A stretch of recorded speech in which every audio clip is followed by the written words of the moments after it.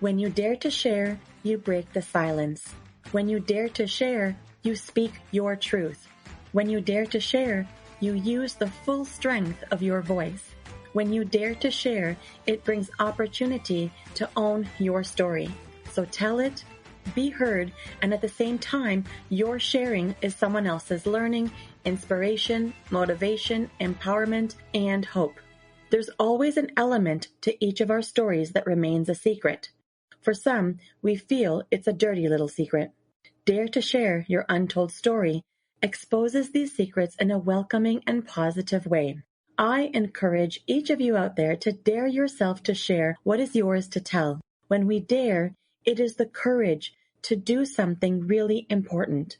Let this be a vow to each and every single one of us that we take risk, we brave, confront, and face what is, while inspiring and empowering all communities. So let's break that silence and tap into mental beauty. This is Salima Jadavji, your podcast host, a practicing social worker, and your mental wellness connoisseur. Welcome to the Dare to Share Your Untold Story podcast, episode number 129. Perfectionism as a Shield, Rewriting a Childhood Marked by Sexual Abuse. To all my fellow listeners, before we get started, I'm just dropping in a note to give you a heads up that this podcast might be emotionally triggering for you. We do invite guests onto the show who share openly about extremely difficult life moments with exposure and impact of what the struggles have been like. The intensity of each episode could have a variable impact on your emotional and mental well-being based on your own personal story. If at any point the topic becomes uncomfortable or upsetting to you in any way, please do not pressure yourself to listen. Instead, be kind to yourself, do some self-care, and perhaps give another episode a try. Today, I have the pleasure of introducing our courageous and daring guest, Nicole Braddock Bromley. Nicole is a survivor of childhood sexual abuse, an author, advocate, and global activist who has spent more than 2 decades giving voice to awareness, prevention, and healing. She is the author of 4 books, producer of 2 films, host of the One Voice podcast, and executive director of One Voice for Freedom, a nonprofit dedicated to stopping child sex trafficking through prevention, education, and support for vulnerable children and families. Nicole has spoken to some of the most at-risk populations around the world, as well as to leading universities, companies, treatment centers, faith communities, and conferences. Her work has reached people across the world, empowering survivors to break their silence, reclaim their truth, and begin healing. Known for her candor, warmth, and transparency, Nicole connects deeply with audiences of all ages and backgrounds. She recently created Unleash, an 8-week online healing course for survivors, and launched a live virtual support community that she leads weekly. When she's not blazing trails in her advocacy work, Nicole can be found in Columbus, Ohio, playing pickup basketball with her 3 boys. Her presence on stage, online, or in community inspires hope, authenticity, and the powerful reminder that every story matters. Well, hello there. Welcome, Nicole. Welcome to the Dare to Share Your Untold Story podcast. Oh, I'm so glad to be with you. Thank you. Oh, I'm really glad that you're here too. You know, Nicole, it's great to have you on as a guest on the show today. I'm always grateful when guests, show up with willingness to be here to tell their story. So I am really grateful for you being here today.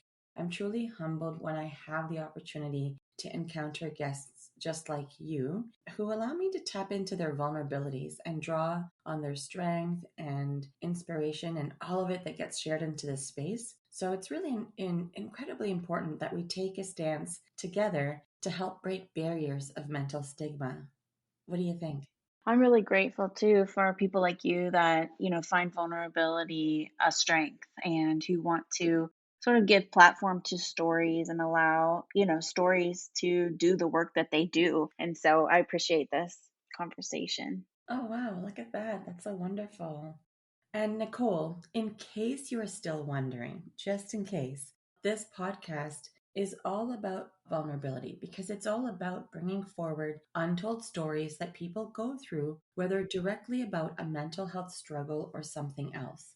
And we know that no matter what the story, there is impact on one's own mental health in some way, which remains tucked away. And so this platform, it serves in a way to break the barriers of mental stigma that have been conditioned in our society. So today, together, my hopeful mission, it's for both of us to encourage people to share and tell what individuals typically have reservation to express. And of course, I'm continuing to bring forward a trend, and it's called the mental beauty rethink. Nicole, what immediately comes to your mind when you hear this phrase, the mental beauty rethink? Ooh, for me, it's immediately thinking about the importance of owning my story, the importance of, if you've gone through any sort of trauma, to be able to almost rewrite the story in a way for yourself that brings the most like positive spin. It helps you, navigate your own life in a more healthy way. So it's that owning your story and the rewriting the narrative. Owning the story and rewriting the narrative. But you said some really important and delicate pieces as well. Like, I like how you said the most positive spin, right? So we're not just talking about toxic positivity, we're also talking about navigating it in a healthy way. Those were your words that I heard. And that's so important. And what's healthy for you and what's healthy for me might look a bit different. But the beauty in it is to be able to embrace all of it. And if we can embrace different parts of ourselves and all parts of ourselves, it does make it easier for us to embrace and accept all parts of other people as well. It's very good. Yeah. And I like what you said, just the way you summed it up in terms of, what showed up for you is it's so important. I also expand and I share with people sometimes that there's the component of our physical health and our mental health. And sometimes they're treated in silos. They're even thought about in silos, or we talk about it in society. They're very much intertwined, right? So both are impacted by the other. And so I guess part of owning your story is owning your whole part, like everything. Right, absolutely. We're whole people. Yes, and we have to pay attention to that. Yeah. Yes, we are whole people. I love it. Amazing. Well, thank you for sharing that, Nicole. Very insightful. All right. So I'm ready to dive deep with you today and uncover your untold story. Shall we, Nicole? Let's go. Let's do it. Yeah. Okay. Love it. The momentum is there. Okay. Well, then, without further ado, Nicole, give us the newspaper headline of how you would title your untold story. How would it read? I think mine would read something like Woman tells the most shameful thing that happened to her, and she survived. Hmm. Can you say it once more? Woman tells the most shameful thing that happened to her, and she survived. Wow. Woman tells the most shameful thing that happened to her and she survived. Now, this is a very telling title. There's so many things that are coming to my mind now. Can you share about what this title means to you from a symbolic perspective?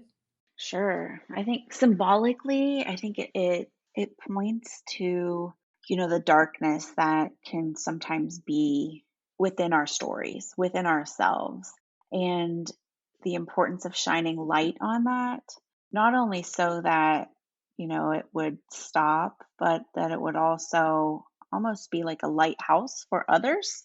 And just the idea that when we think that the darkest, most shameful thing that we've gone through should never be told. And yet, when we do tell it, we think we will never survive that it would be the end of us. And for me, that was, and I know we'll get to that, but that for many, many years for me felt like that would be the end of me. If I ever told about this shameful thing, this dark thing, it would be the end. But yet, the news headline would say, but I did survive it. And that feels really powerful. Yes, you did. And you survived. And I really like the fact that you spoke about the lighthouse and being a lighthouse for others. Like, it's such a clear and vivid picture I have in my mind. That is just beautifully expressed so eloquently. Okay, well, now knowing all of this, we've got to get started. We've got to jump in. So tell us, Nicole, give us that snapshot of what your untold story is all about. Well, I would say a snapshot version would look a little bit like I grew up in a small Midwest American town. Almost everyone who knew me considered me the perfect girl from the perfect family because I came from what seemed like a happy home. Was often referred to as like the poster child of our community. I was a straight A student. I was a great athlete. I was the homecoming queen. My life seemed ideal, but what others saw on the outside was masking a lot of hurt and confusion going on the inside. Mm-hmm. As the title of your episode says, it was sexual abuse. I was sexually abused for nearly a decade by my stepfather, who I loved and trusted, who was respected and well known in our community. But for many reasons, I was afraid to tell. So you said for about 10 years, right? So how old were you? So my first memories were around the age of 4, and it went on until I was 14 years old. Okay. So what happened at 14 years old? Great question. Well, we had gone on many family vacations. These were family vacations I usually wanted to forget because there was so much sexual abuse that would happen behind closed doors or, while I was swimming in the ocean or on the elevator or whatever. And I would always come home from these vacations just wanting to tell because it wasn't like the sexual abuse was going on all the time, right? And so when I talk about vacations, that was always so much packed into the time we were gone. Now, it would happen when we were not on vacation as well, but there would be lots of times where my stepfather was a great father figure to me. I mean, he was super supportive of me in basketball and he showed up to all my events and he was a good dad, but then there was this other side to him. That's what it made it so complicated and confusing for me. Yeah, that's what I was going to say. Like, it must have been so confusing to have a role model who has the ability to show love and kindness and compassion and safety in so many ways. And then there's these intersections of these violations where it, like, you must have felt like this is not right. Exactly. But it became so confusing, especially as a little girl when no one was talking about things like this. So I didn't even have any words to put to it. But, to kind of answer your question, when I was 14, we had just returned home from this dream vacation. Okay. My mom and I were in the car together, just the two of us. And my mom started sharing with me a few things that had happened on our trip that felt bizarre to her. That my stepfather was acting strange. He was really angry with her because she had shared for the first time that she wanted to go back to college. And he got upset with her about that. And she was caught off guard the way that he was talking to her, the way he was acting. And so this was the first time my mother had ever shared anything negative with me about her husband, my stepfather. Mm, And so it really alerted me that she's sharing these things with me in the car. And then she looked at me and she said, "Has he done anything strange around you?" And that was the moment for me where I was like, I'm unsure as to whether or not it was really wrong. I might have even thought it was my fault, but it was like I knew if I were ever going to tell my mom that this was the time. that was the moment. Right. And so, did you tell her? So I did tell her. I remember just being so nervous and sweating in the car, and my stomach was tied up in knots. And then all of a sudden, I just looked at her and I shook my head. Yes, he had done something strange around me. And she looked at me, and I don't know what it was, but it was almost like she knew. And she looked at me and she said, "Has he ever touched you?" And I said, "Yeah." And I remember my mom, she slammed on the brakes and pulled the car over the side of the road. And it was the first time in my life I knew it was wrong. Wow. And so she pulled over to the side of the road, but then what happened? So then I just started telling her just a few snippets of what he had done to me and the scenarios. She just looked at me with tears in her eyes and she said, "I don't know what we're going to do, but I'm going to figure it out." Mm-hmm. And I just trusted my mom to do that. I'm really grateful now looking back that she believed me because I know a lot of times survivors tell and they're not believed. But that's why I titled my first book Hush, because I feel like more often victims tell and they're told to be quiet. And so I'm really grateful my mom believed me, but it wasn't easy, from there forward. Of course. What you're saying is that, you felt heard and seen by your mom. She was connected to this and she's asking you, you did take such a big risk. I mean, it's a really brave and risky thing to do, is to answer and not brush it off and hush. And by owning your truth in that moment and being authentic and vulnerable, you felt heard and seen. Yeah. I, will never forget that day. Yeah, I was just gonna say, like, it must have been left a different imprint for you.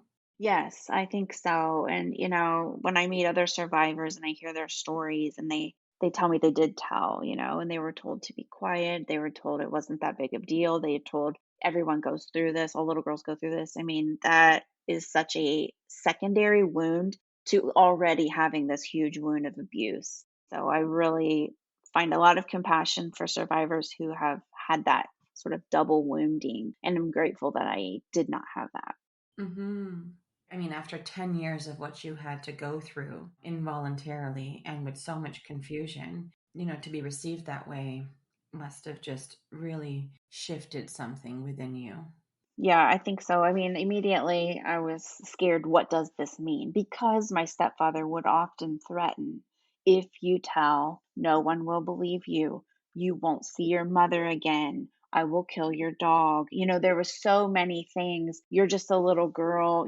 Everyone will believe me. I felt very silenced and I felt afraid to tell. And so, though I felt I was doing the right thing at the time, and I'm grateful for this person, this mother that did the right thing, I was scared to death that all these bad things would still happen, and would it be worth it? Right. So it's like, if I could just keep enduring this, then I can mitigate any of these other potential negative things happening. Absolutely. And that's what went through my mind for so many years growing up.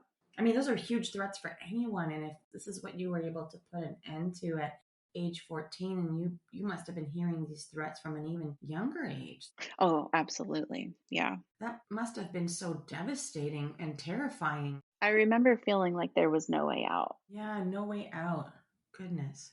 And so he made those threats, and like, this is while during the times that he was violating you. Hmm. Wow. And so tell me more about the immediate actions that you and your mom took afterwards. Was it just you and your mom that were in it together, or was there anyone else involved? Yeah, good question. So immediately, my mom went to children's services in our area and reported it. So we left our home, and when he went to work, and she reported it, and we went to stay with family and friends because they had then interviewed him and he had denied it, and he was trying to find us, and I knew if he found us he was going to kill us, What made you say that? because those were the threats that were there. I mean, that's what he had said when I was being abused, that if I did tell. And then the way that he was so angry, he was knocking on doors, he was calling constantly everywhere we would try to hide, at friends and family members' houses. Hmm. And he wanted to see us. And I knew he was so angry. He was in a lot of rage. It sounds like more than just anger, like a next level. Right, exactly. So it was my mom and I, but it was also, my grandmother who allowed us to like stay in her attic and hide from him. It was family friends who allowed us to stay and protected us and didn't let him come in the door when he came, for a week. And this went on, like I said, for a week. And then eventually we were told that he had taken his life. Whoa, what a turn of events. Yeah. And honestly, it wasn't the relief that it kind of was later for me. At first, I was so angry. I remember when the police came to the house we were staying at and let us know about it. I just started running around that house just screaming, I hate him. I hate him. I hate him. I was just so furious that, after all those years of enduring his abuse, I finally found this courage to tell, and then he just took this way out. Like I think that I wanted him to see justice. Yeah, so he took the easy way out at the moment. Yeah. Yeah. Looking back on that, I believe the first step to healing is breaking the silence. And though there was a lot of struggle, and I know we'll probably unpack a lot of the mental health stuff, but, I had guilt over his suicide. I had, there's so many things that I had to work through, but I am so glad that I told. Yeah, I mean, I'm so glad that you told also because now you're able to talk about it. Thank you. I mean, this is a courageous act, no doubt. And in addition to being courageous, it's very empowering. It's stories like yours and voices like yours that helps to inspire others, helps to instill hope into others as well, who might not be this far along in their journey as yours. Everything you've shared so far is mind blowing, right? Like, I mean, this is a lot you went through from what your earliest memory was of age 4 and how confusing of a time it was the entire time. Even at age 14, even when taking that first step to breaking the silence, I mean, I can only commend you for so many times, but if I could just, say hats off to you for doing that, how life changing that was for you, right?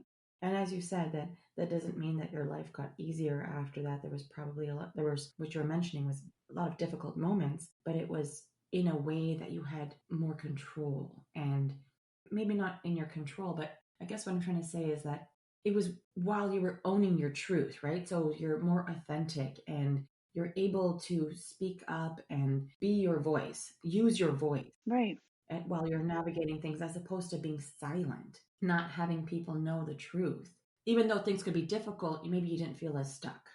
Absolutely. Yeah, I do think that that was the truth because though I would no longer experience sexual abuse after this, I still felt like I was left alone. I felt dirty, damaged, ashamed. I was afraid of what people would think about me. There was a lot of shame and fear there. But looking back now, I know that was also the beginning of my opportunity to heal. What happened to me, I now know wasn't my fault, but the healing journey is my responsibility. And so when you talk about control, it is something that now it's in my hands and I can pack it away Hmm.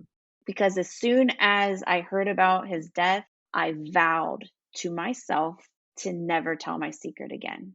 I wanted to bury it. I wanted to block it out. I wanted to slap on that perfectionist smile and move on with my life. But we all know that's not that easy. And that's where eventually I had to make the decision to heal because the perfectionism doesn't just make it go away.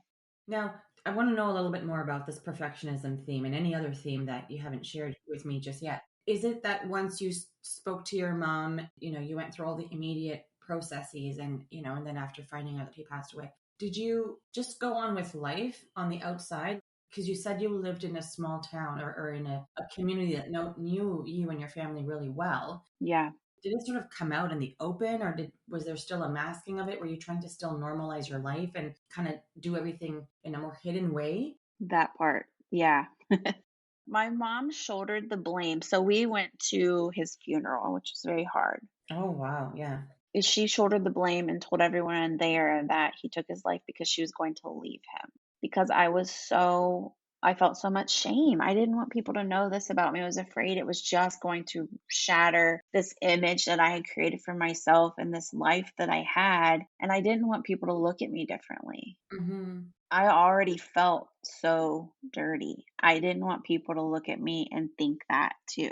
And so I'm grateful for my mom doing that. And so we did. We tried to just kind of move back on and try to keep things as normal as possible. I stayed, playing every sport, getting my good grades, being involved, trying to, all the things. I just tried to keep it moving and really just, I think, pushing down a lot of those feelings that were confusing at the time. I mean, honestly, I had to go to counseling right away, Right. but because I was who I was, the perfectionist, the people pleaser, I knew how to show up in a room and give people what they needed. Hmm. I did that in therapy. I went like 5 sessions, and this lady, poor thing, she just said, "Wow, I've never seen someone go through so many horrible things and just be doing great. You don't need to come back." Oh, my goodness. And I'm like, "Okay, another win in my pocket. Thank you." That did not happen in therapy, tell me. It sure did. Oh, my It sure goodness, did. Nicole. Okay. But honestly, though, I wasn't ready. I agree. People have to understand that, just because the resources are available, it doesn't mean that you have the ability to, or even the capacity, emotional bandwidth to engage in that process. Right. Sometimes it is about just going through the motions and feeling the numbness for a bit, or just sitting with the fatigue, or not feeling like you can do things and having people make some of the decisions for you. But talking about these intricate details, as well as like you already experienced so much, and even mentioned earlier how you didn't have the language and the verbal ability to express what you were experiencing at age 4. But most humans, like even adults, don't even know how to express those things when they experience it. Once you experience it, it's not the same as what you read about or hear about. Your experience is really unique to you, and we don't always have words to match what the experience is, right? That's right. So at 14, as you're doing this, that's still a lot to even think that I'm going for counseling, I'm going for therapy, I'm doing this thing, and you're doing what you knew how to do best. I got to show everyone that I can excel. Hmm. And so then she's like, "That's right, you sure did." Yeah, it was just like another W for me, another win for me to just keep moving. Like, okay, like I conquered that. Now what's next? You know what I mean? It was just that overachiever way of coping. Yeah, so that was how you coped. So it's kind of like the overachieving was your trademark coping mechanism.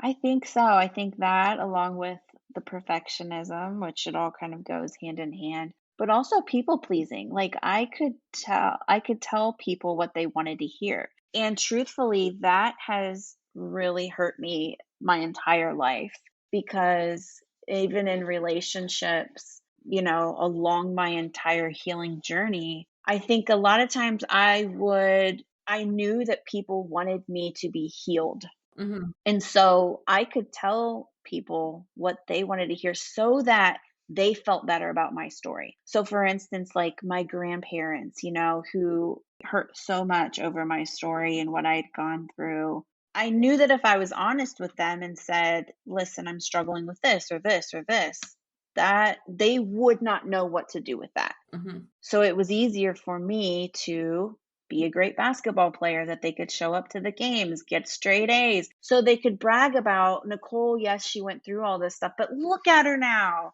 And she's doing great, and she's totally healed.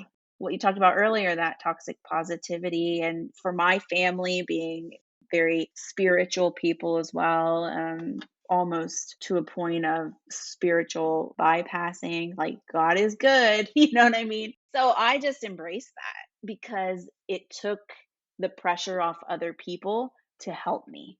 Because I didn't know how they could help, and I knew for sure they didn't know how to help me. So it was easier just to make their lives better by putting on the smile and making everyone else comfortable with my story and my healing, which is unfair. And later in recent years of my healing journey, I've had to be okay with other people knowing that I might not be okay all the time. Yeah.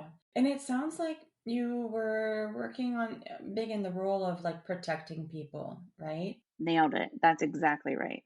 Even my mom, I didn't want her to feel the guilt of having married this person who then sexually abused me her whole marriage. Like, I wanted to take the pain away from her. And so, even pretending like, oh, it wasn't that bad, it sure as hell was horrible. But making her feel like it wasn't like that bad and I'm doing fine, and thank you for believing me and report. It was like, yeah, always trying to protect everybody else, make them feel better. You're exactly right. And it also, as you just explained this next piece, it actually has me thinking that you were also taking responsibility for what was not yours to take, right? Like their feelings, their anxiety. Well, they're not going to know how to help. I don't really get it. And so it sounds like you weren't able to sit with the discomfort. I'm wondering if this is maybe where you had some creep ups with like guilt showing up, kind of saying, well, they shouldn't have to feel all these things because I experienced these things. And, it's my story, it's my journey. I have to figure this out. They can't help me anyways. Was that part of your process at all? I think more than protecting me from my guilt, it was protecting other people from their guilt for not knowing, not seeing, not asking sooner. But my guilt came in the form of, why didn't I tell sooner? Why did I trust him? Why did I get in the car with him that day? Why did I not say no? Why did my body respond to his touch? There was so much guilt surrounding that, feeling like my body betrayed me. So yeah, the guilt was there for myself, but it was also protecting. But in a different way. It was all about questioning yourself, right? Oh yeah, There's a lot of self-critiquing about what you were experiencing. absolutely. And I guess now I understand when you talk about guilt, it was like it's the guilt about, not wanting your family members, your loved ones to feel like they can't help you. And that's going ties back into the protecting people. But you're right, you did say that's an unfair process to be in because while they may not have known what to do, it doesn't mean you still can't be supported. Right now, supporting me now, listening to my boundaries now, letting me be not okay for a season of my life, letting me grieve, knowing that it's perfectly normal and needed for me to be in therapy, to be sad. So I think all of that is what I've realized over time. But in the past, I would protect people from that. It took a while for you to get to that place Yeah, where you could sort of own it all. that's right. The nervous system and fear, and the dance the tangling that happens there, it really can do a number on us. When you've experienced trauma, like the way you've experienced, and then the fallout from it, and even the speaking up journey, all of those parts are so complex. Yeah, absolutely. And that's why I say healing is a lifelong journey because, I can get through a certain piece of it, but wow, there's so many layers. And there may be another layer later that I need to unpack and really look at and spend time with. And knowing that it might be coming has helped me a lot. Yeah. And something that I have a lot of clarity on is that from neurolinguistics is from that lens, the more you share your story, the more you talk about it and detail it, you do actually unpack deeper layers because as you share, you'll be like, oh, I just made a connection I never actually thought of before. Have you had those moments? Oh, yeah. In fact, I just had one recently because as a mom, as a parent now, a lot of times things will come up with my children Mm-hmm. when they are like the same age as stuff I was going through at their age. And it's kind of a trigger, but it's also what I've realized is it's an opportunity to see like the way I respond to them. It's almost like reparenting that younger me. Mm-hmm. And so tell me a little bit about reparenting and what that's looked like for you. Wow, that's probably been the most important thing that I have. Well, the most important thing in my healing was realizing it wasn't my fault, which was like the biggest first part of my healing years and years ago. But now I think the most important part of my healing has been about what you just mentioned, the reparenting of my younger self. Mm-hmm. It's realizing that I can today, my current self, be what I needed then and to be almost safe with that, like to be trusted with myself.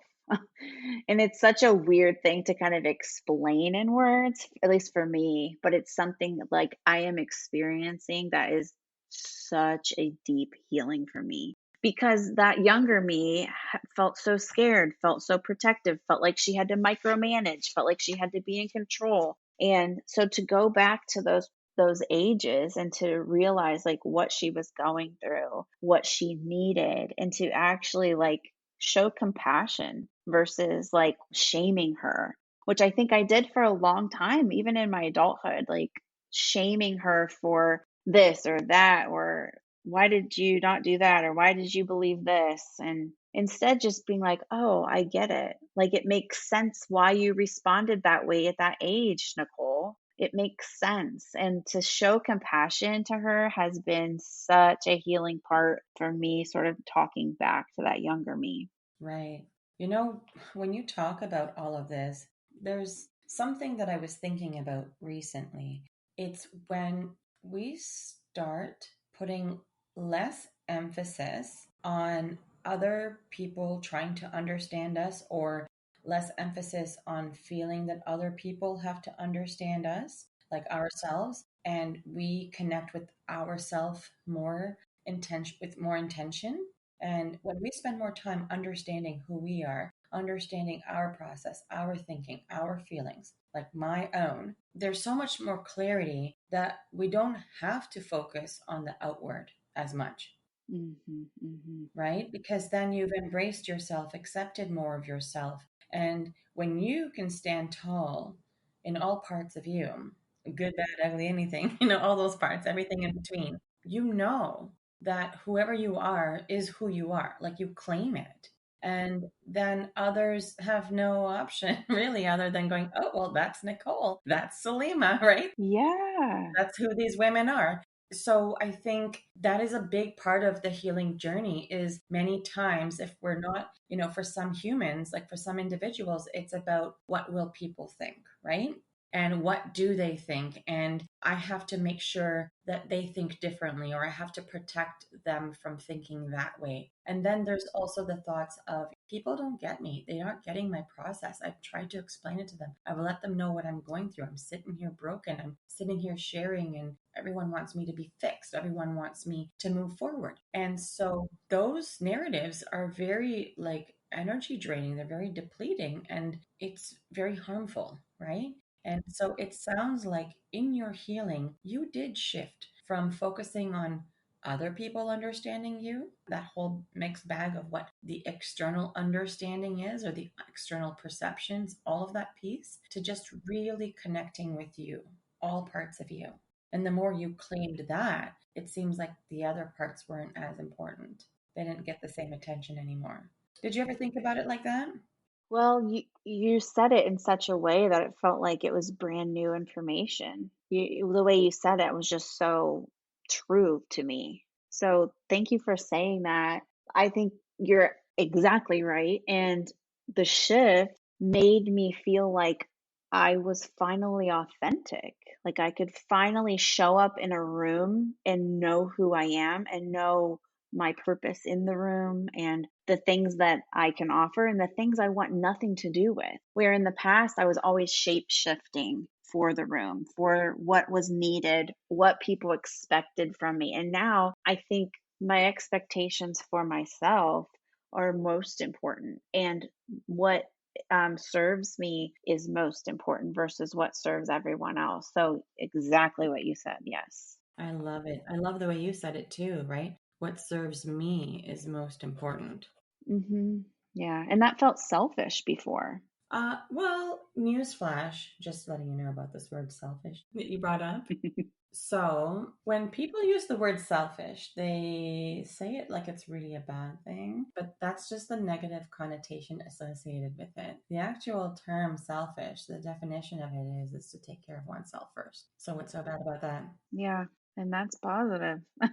Yeah. So it's like, yes, it is selfish, but not in the way you're thinking. It's selfish because, like, you're supposed to be selfish. You're supposed to take care of yourself. You're supposed to put yourself first, right? It's the same thing. Like, if you take care of yourself, then you have something within you to be able to help others with. But if you don't have what you need, how can you possibly help someone else without you suffering in the process? That's right.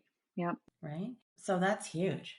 So I'm curious now. I want to ask you a question. Now, while we have identified that healing is a lifelong process for sure, what I'm curious about for you is about that particular time of your untold story, knowing that part of your journey. So when people come to see me for therapy in the therapy space, individuals, they're typically in one of three places. Some people are getting started where they're just like, here, I'm here for therapy. I've got lots of things I want to work on or talk about, or I've gone through a bunch of things and now I want to unpack it all. Some people are in the middle. Maybe there's been an acute stressor, or there's things that they've decided that, okay, maybe I'm not able to sort of self direct this anymore. Like maybe I do need some support through this. And some people are looking back where they're now looking to sort of make sense of certain things so they can get closure, take steps to move forward, focus on personal growth to sort of get them elevated to the next step in moving forward in their world. So, for yourself, what part of the journey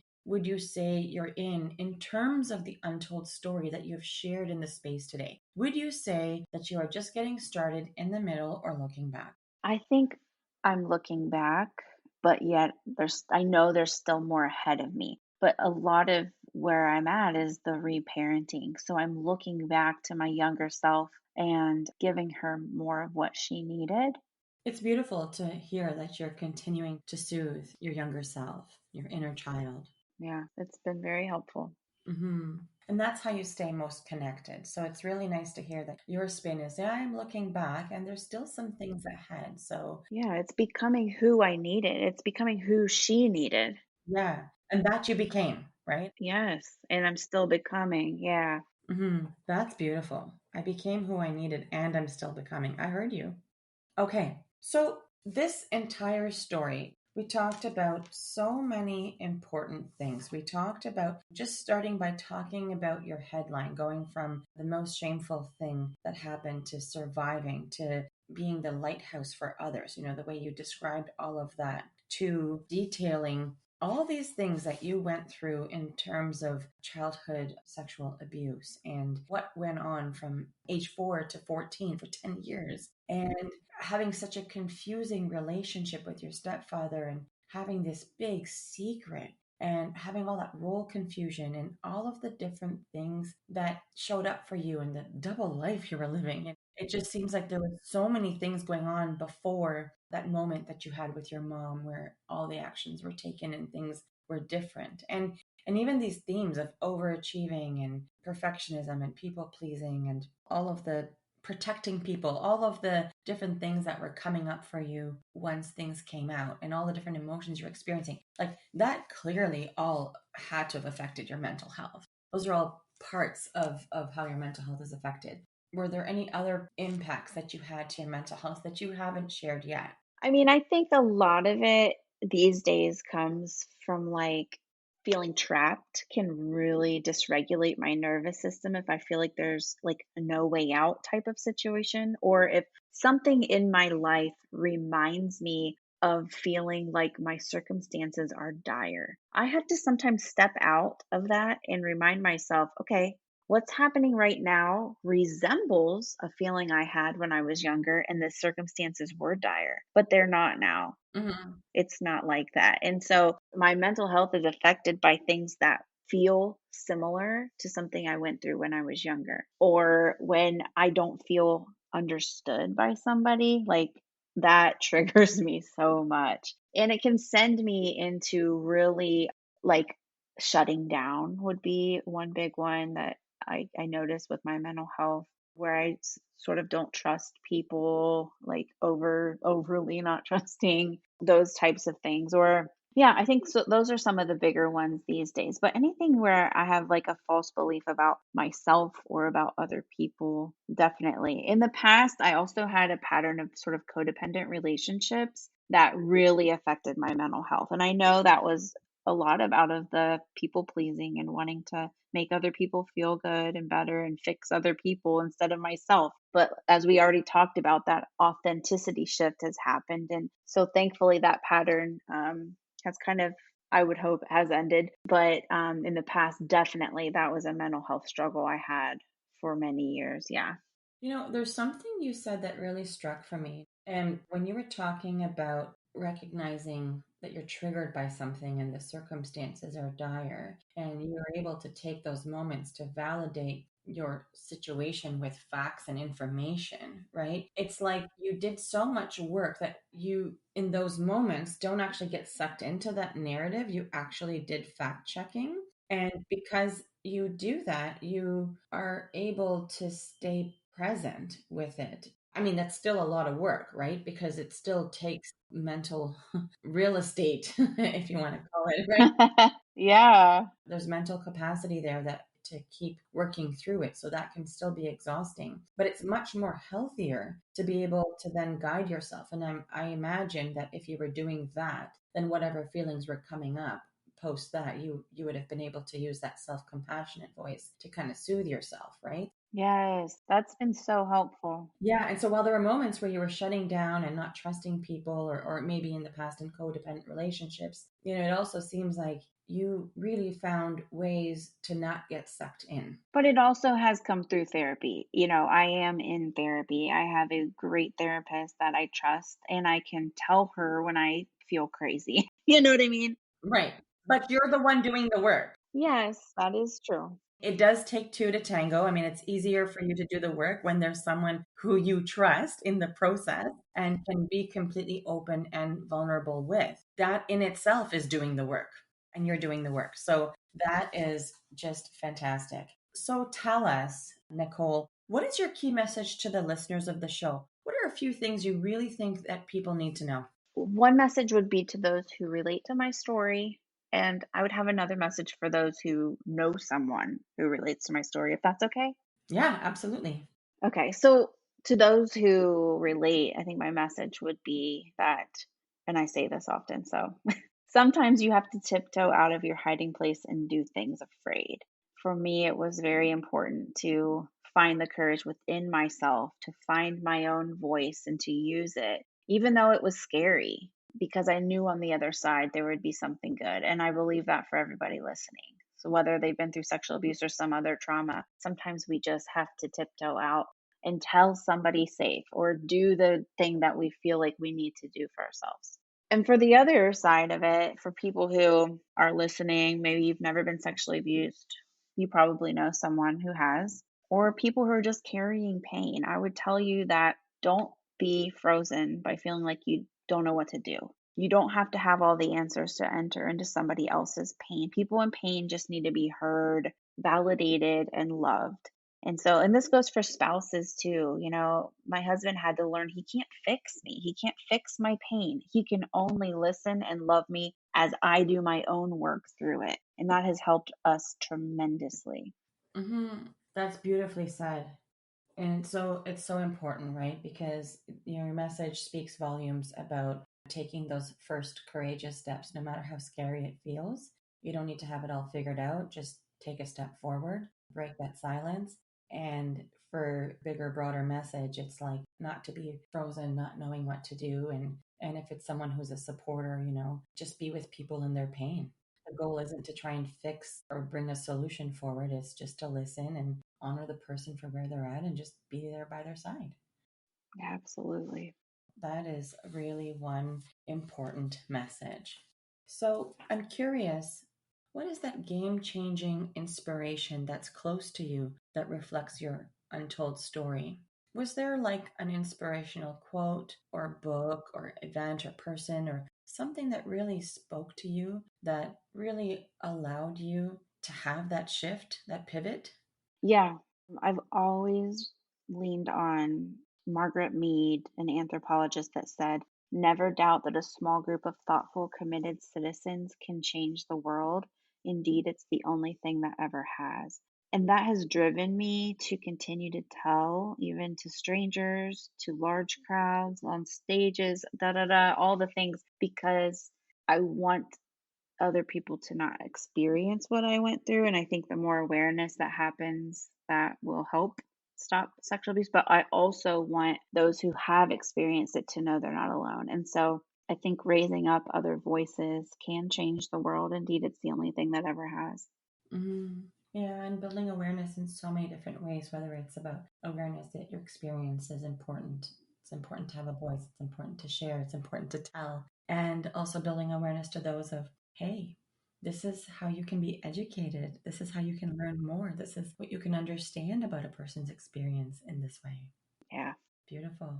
So, what would be a cause or an organization that has been impactful to you on your journey that you'd like to give a shout out to? Well, I would give a shout out to One Voice for Freedom. It's an organization that I am behind and is doing a lot of great work around the world to stop child sex trafficking and to bring hope to survivors and those who have experienced any type of sexual violence. Wow, that is so incredible. That is such a important mission. You are embodying that lighthouse for others, truly. All right. So how can people connect with you if they would like to connect? Where are you findable? Well, I'm on Instagram mostly. We also have some Facebook pages and X account, but Instagram's where you can find me and connect with me, as well as my website, iamonevoice.org. Perfect. Okay. So, Nicole, Mm-hmm. guess what? What? You've just dared yourself to share. Congratulations. Oh, thank you. It was a very safe, comfortable place to share. So thank you for making this space for me. I'm so glad to hear that. I mean, that's always my aim, but it's nice to know that this is the experience you had. And Nicole, I would just like to take a moment to express my gratitude for the deep story shared in this space today, speaking so courageously and bravely about your journey through 10 years of childhood sexual abuse and detailing how your story once felt like you were alone in it, later emerging as one where you were able to express that you're not alone and becoming that lighthouse for others.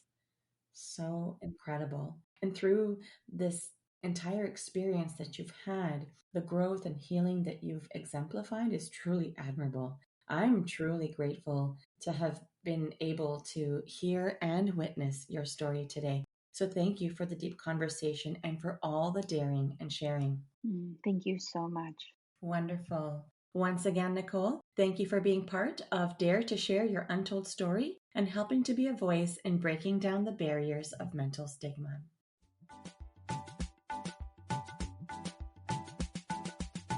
To all of our listeners, if you like what you've been hearing on this podcast and you want to be part of breaking down barriers of mental stigma, I invite you to go wherever you are listening to the episode and hit subscribe. Leave us a comment or a review of the episode and maybe how you relate to it. To learn more about what we offer, visit www.daretoheal.co. And if you are feeling ready and brave to share, please submit your story by visiting www.daretoshare.co. Thanks for joining in.